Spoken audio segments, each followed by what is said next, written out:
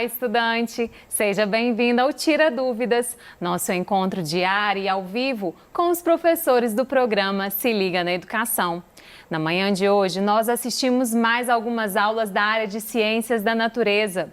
Respeitando o distanciamento social, teremos apenas 2 professores por bloco.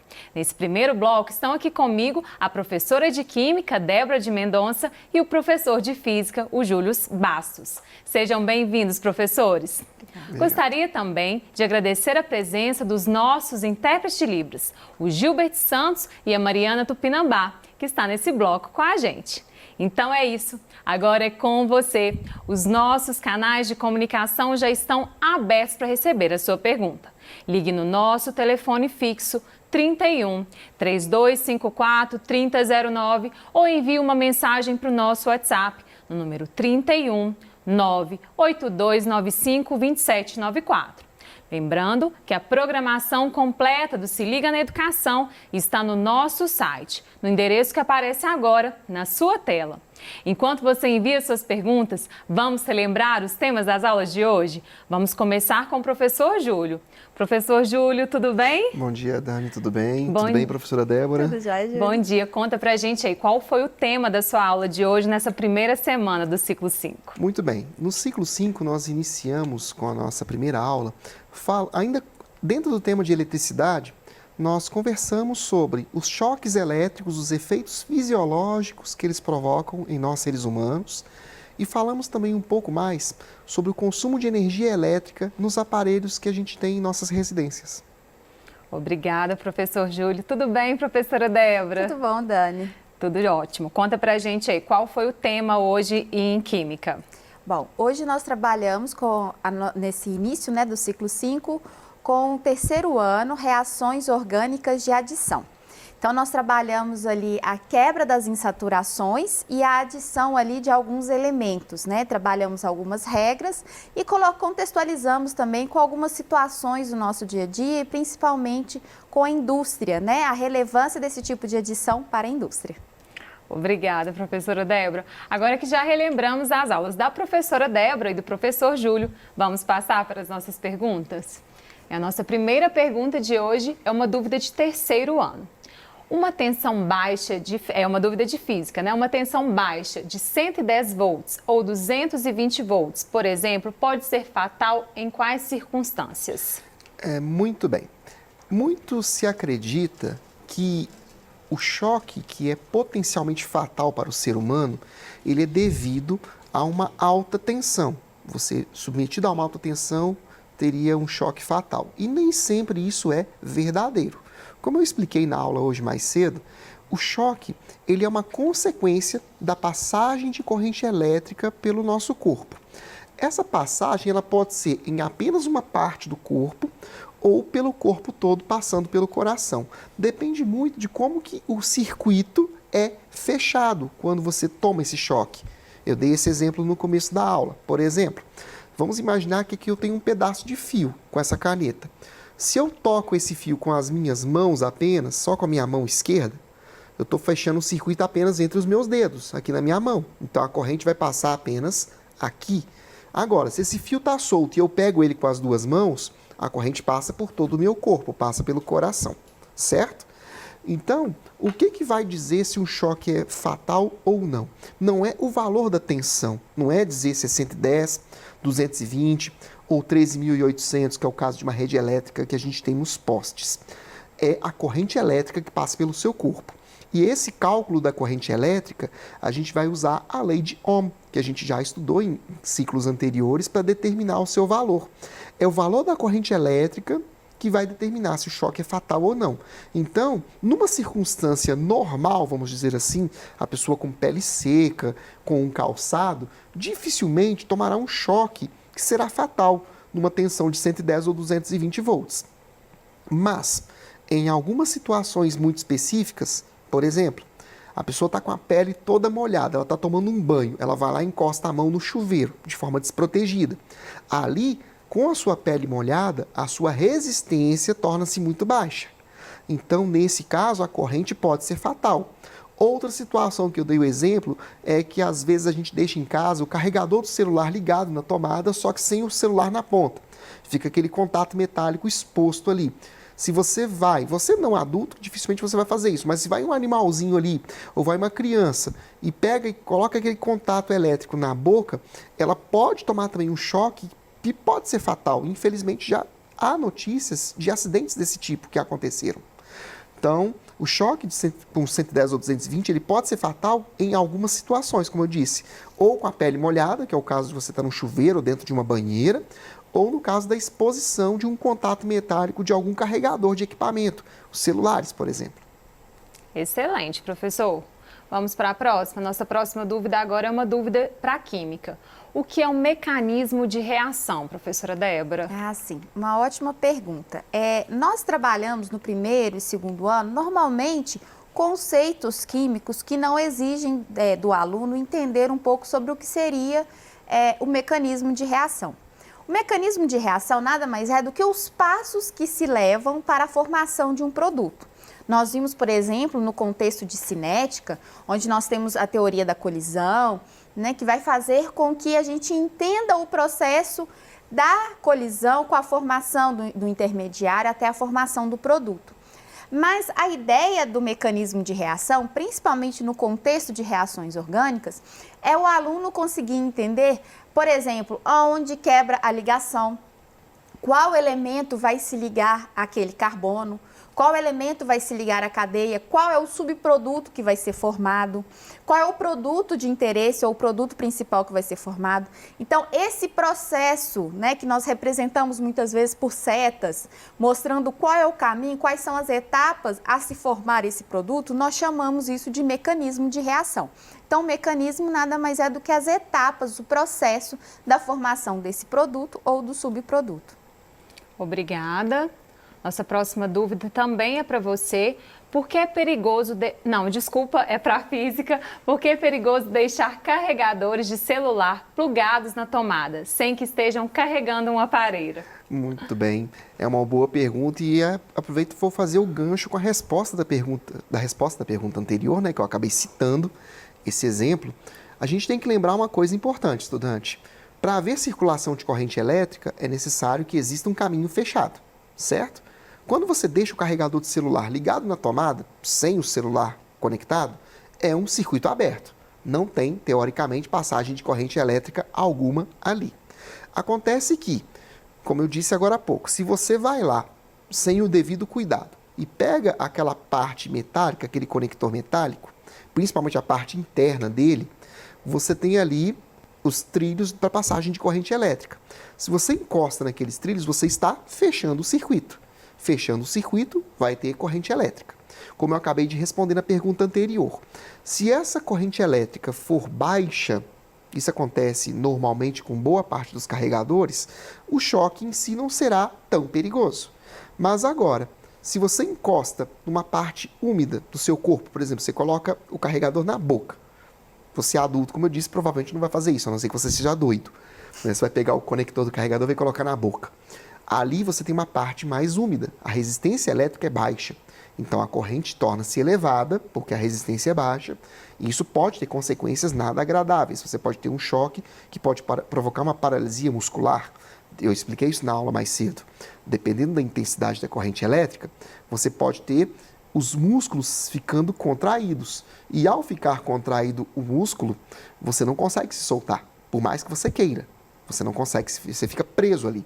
Vou dar um outro exemplo que não está relacionado à pergunta, que vai ajudar a entender um pouco melhor também essa história do carregador do celular, mas serve para essa aplicação também.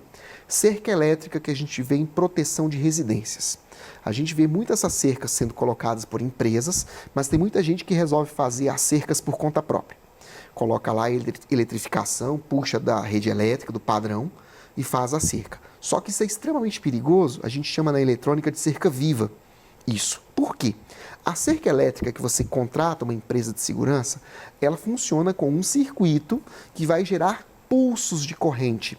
Então, apesar da tensão ser elevada, quando uma pessoa encosta naquele arame, ela vai tomar um pulso de corrente elétrica, vai ter o choque, mas ela consegue se soltar. No caso de uma cerca viva, que não tem esse cuidado, a corrente elétrica que passa lá é de forma contínua. Então, se uma pessoa encosta, ela fica presa àquela cerca. Acontece esse mecanismo de contração muscular.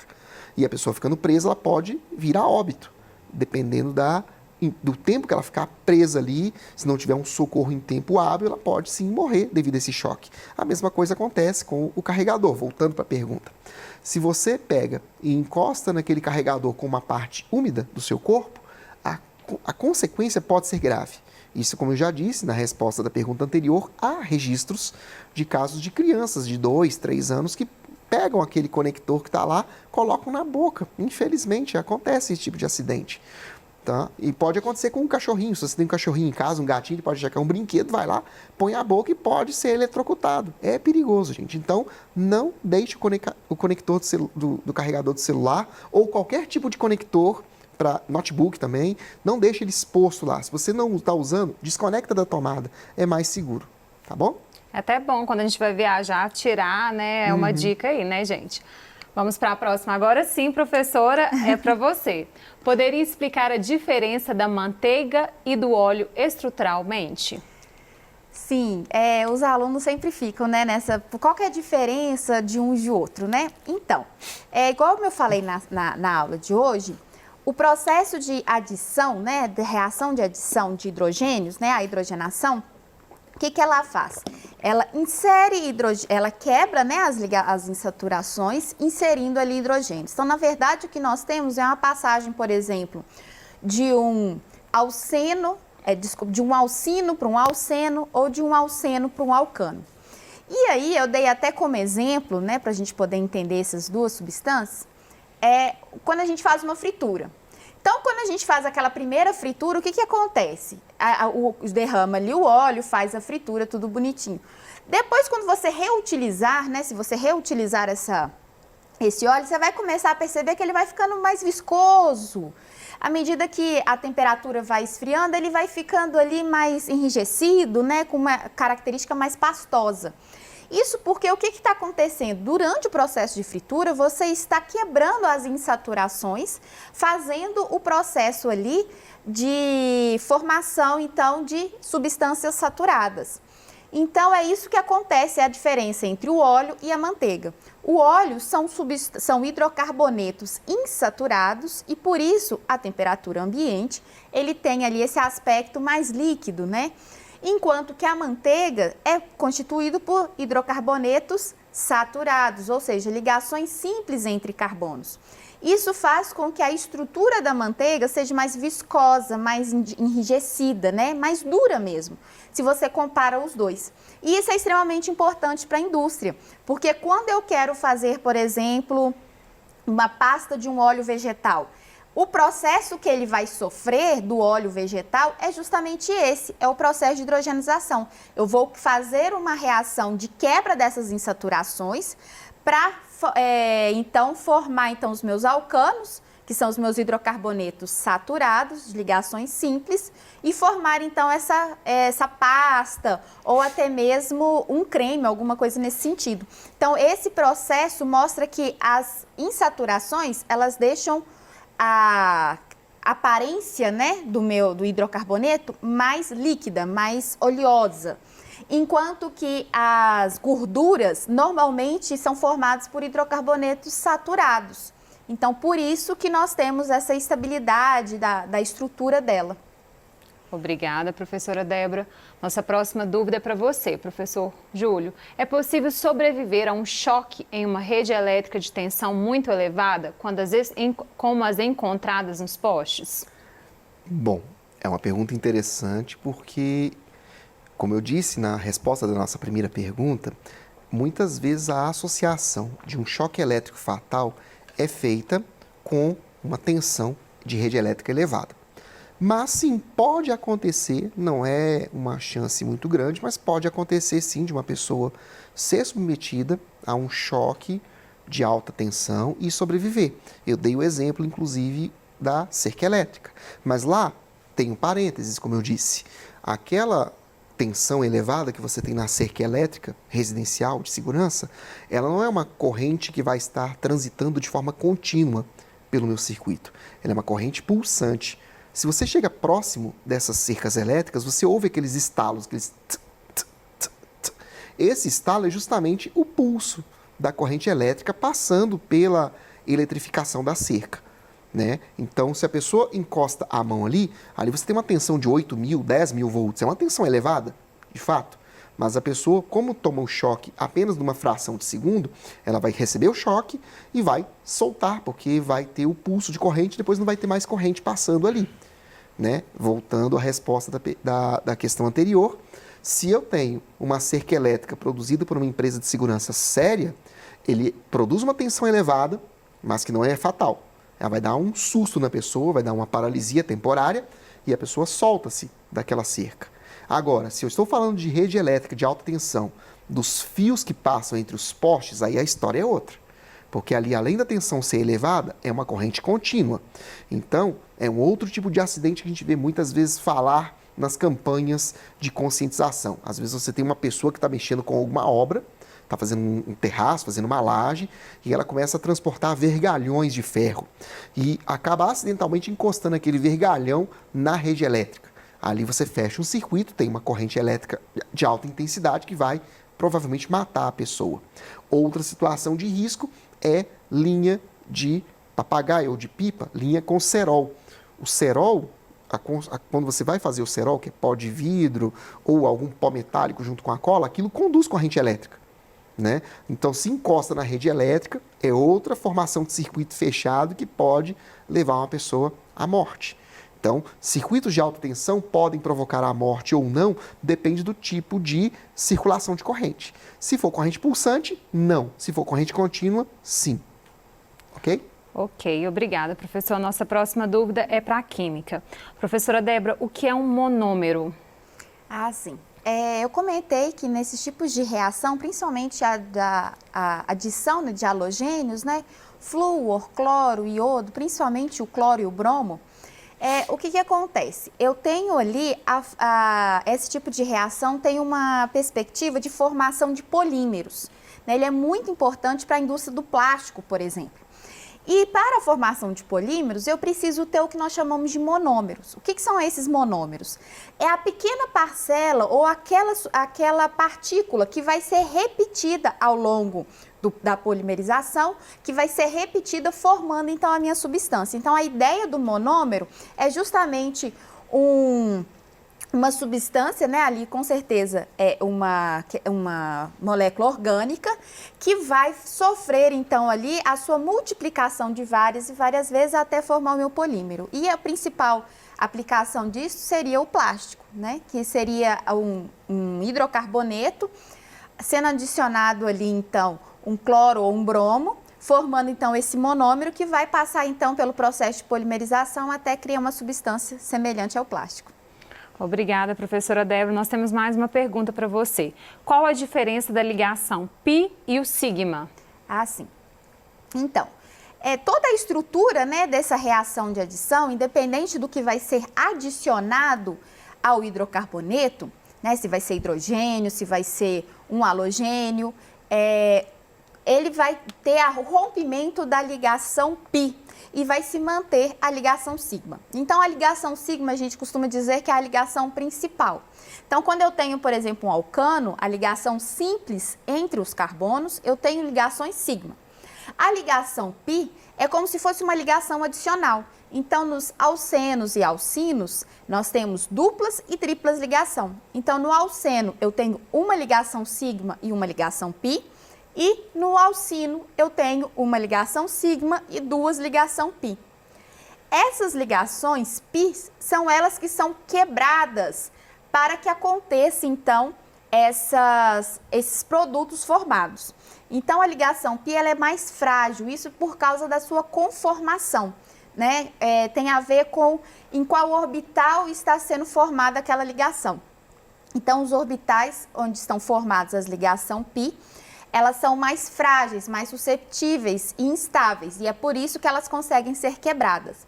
Como a ligação sigma é uma ligação muito mais forte, né, muito mais estável, por isso que eu tenho os produtos, né, formados por alcanos, por exemplo, a manteiga, a gordura, por exemplo, animal, ela tem aquele aspecto mais estável, né? Ela não tem variação muito com a temperatura, justamente por causa disso, por causa dessa ligação sigma ser muito mais estável, muito mais forte e automaticamente muito mais difícil de ser quebrada. Obrigada, professora Débora.